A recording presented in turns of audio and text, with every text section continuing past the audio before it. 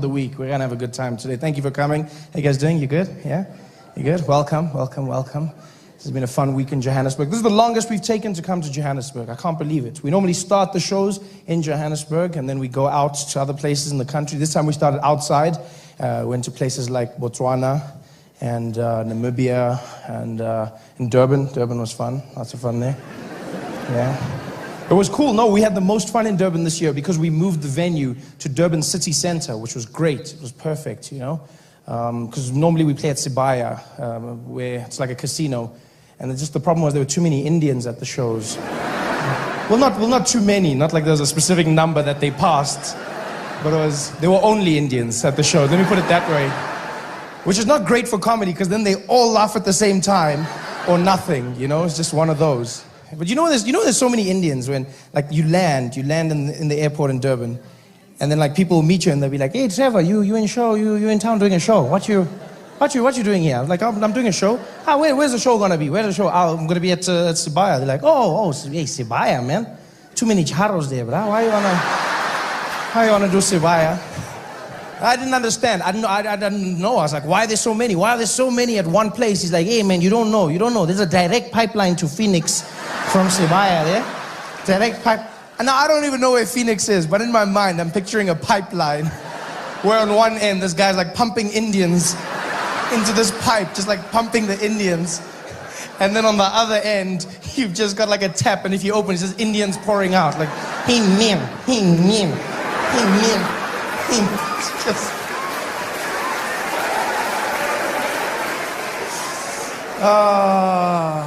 Before this, we went to Pretoria, though. First time in Pretoria, and I've got to tell you, as a person who's always looked down on Pretoria, Pretoria is an amazing place. Very clean.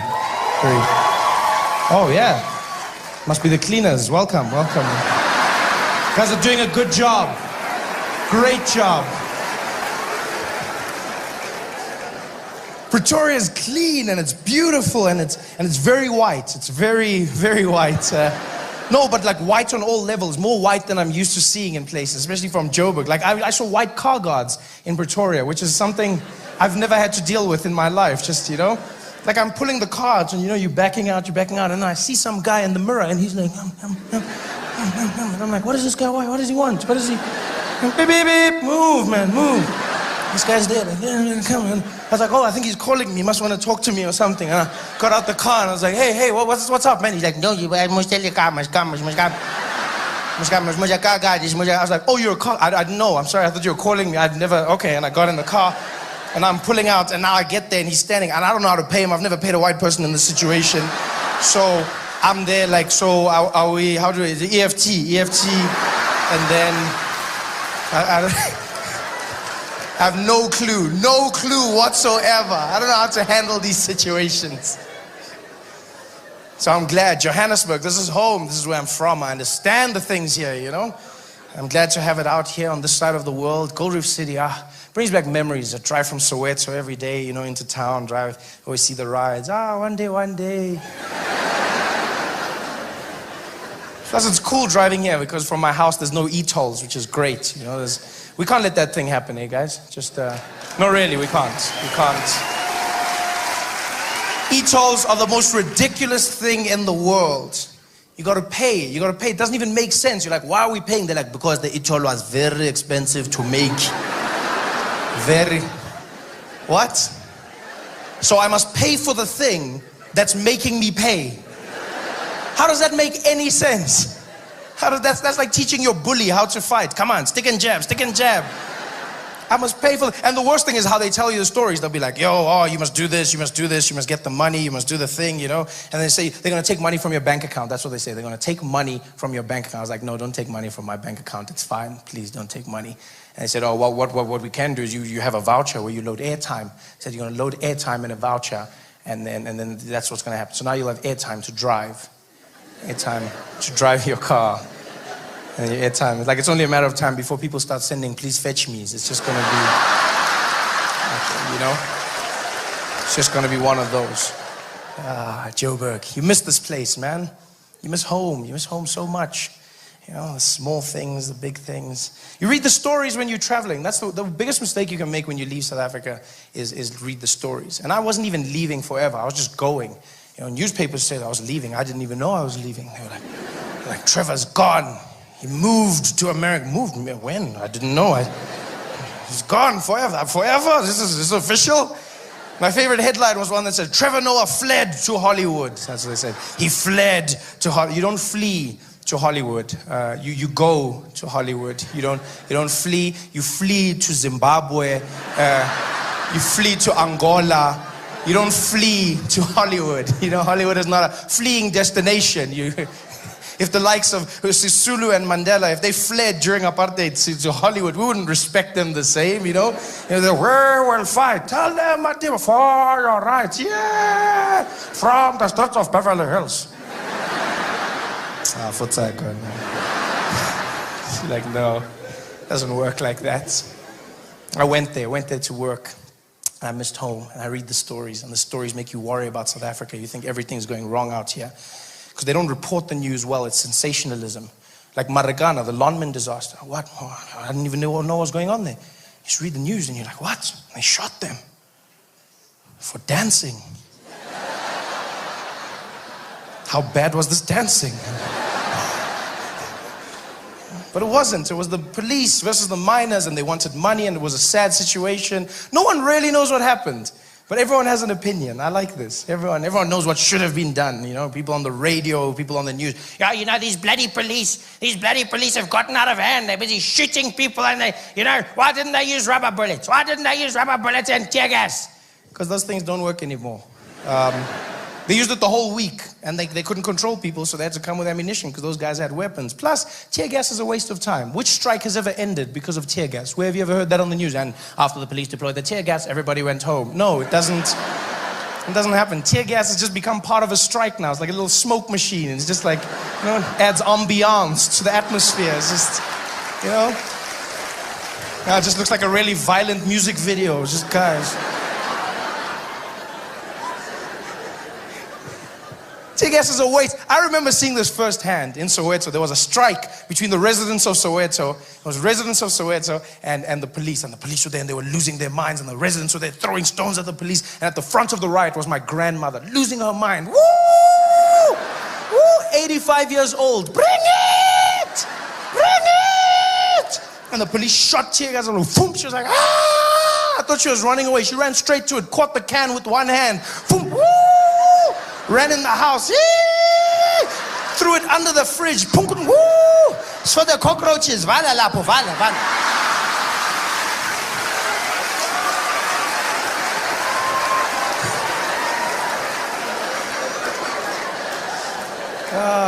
You're wasting your time with tear gas, man.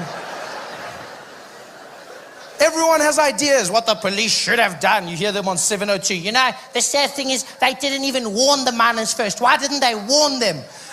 When someone has a gun pointed at you like this, is that not a warning anymore? How long have I been gone from this country that this is no longer a warning? Yeah, is that anything now? It's all up to interpretations. Yay, yay, yay. Are you coming to my birthday party? Yay, are you? Must RSVP when?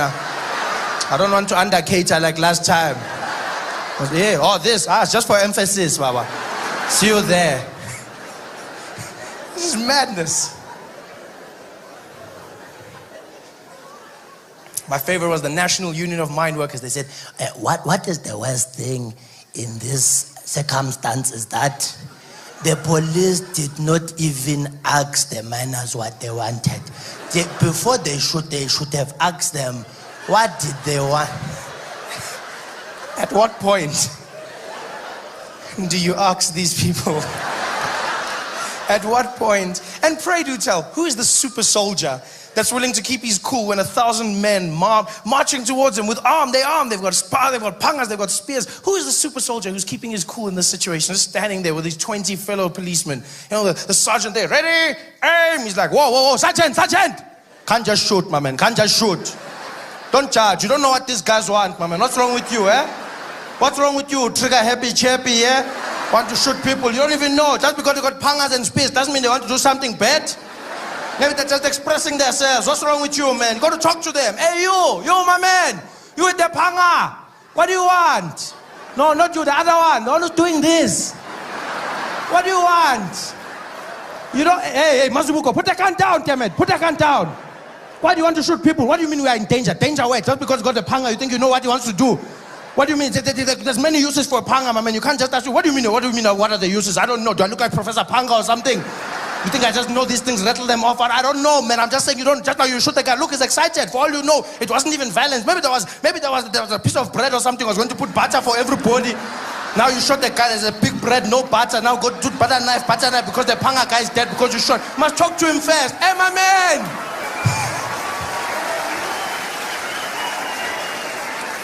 It's ridiculous.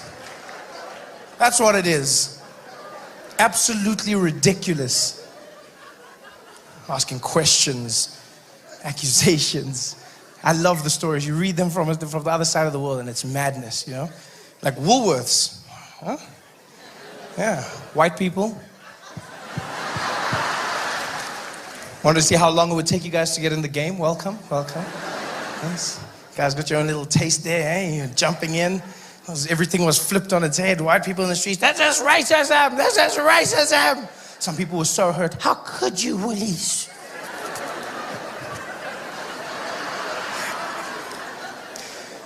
What a crazy story. Woolworths had a few jobs. They're expanding. Woolworths came out and said, it's Woolworths South Africa. We've got a few jobs opening up. People who pack boxes, clean and stuff, only black people should apply.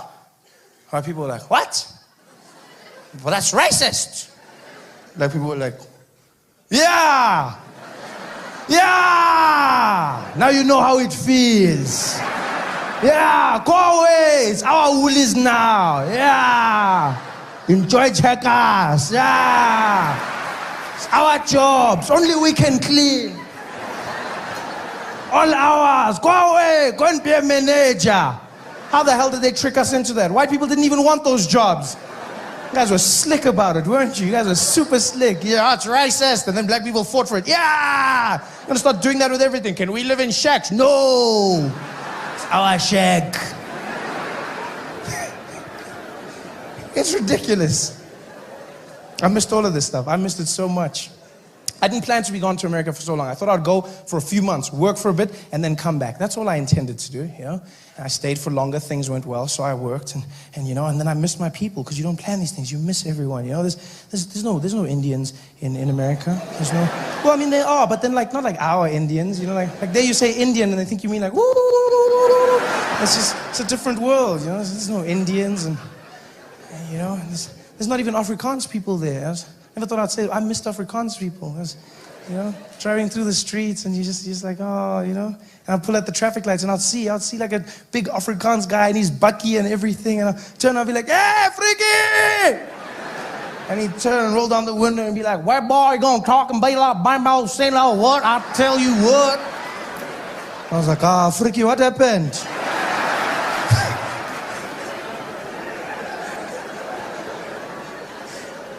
It's just so sad. I miss Afrikaans people. Ever since I found out I had a few Afrikaans fans, I won't lie, I judged early, and then I discovered I had Afrikaans fans. I was in Bloemfontein, and I was doing shows, and I'm walking through the streets, and across the road, I just hear my name. Some guy like, Trevor!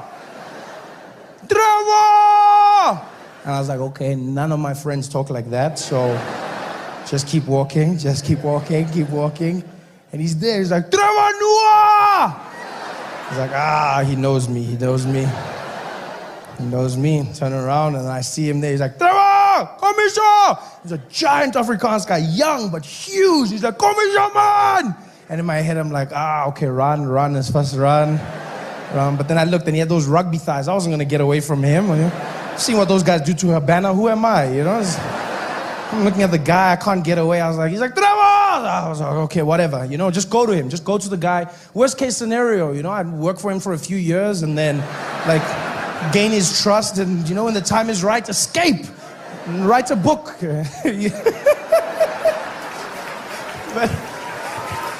But that's not what happened. I went to him and I judged him. It was racist of me. I went to the guy and he was actually chilled. He was just Afrikaans. He was a fan. And he got there and he's like, oh, Trevor, man, I must say for you, can I speak Afrikaans for you? Can I speak? And say, I felt so bad, because he was just nowhere and he was so happy. And I was like, yeah, speak Afrikaans, speak. Big mistake, because I can't speak Afrikaans like he can. So he's like, oh man, Trevor, now it's like, I feel like I'm watching note for note, but there's no music. So I don't know anything that's going on. I'm like, he's like, weet je, ze moeten DVD en zo maken. En mijn ma en mijn pa zitten, anderen ze moeten grappies zitten. Oh, zo, ze gaan lachen. Ze van mij, ze van mama zitten. Oh, stil kom. You gonna learn. I said, mama, say so. And I was like, oh, he's a fan. And so I don't want him to feel bad, and I don't want him to know I can't speak Afrikaans. So I'm like, ek ook, yeah. Hey, ek ook, yeah, hey, ek ook. And why are we chatting?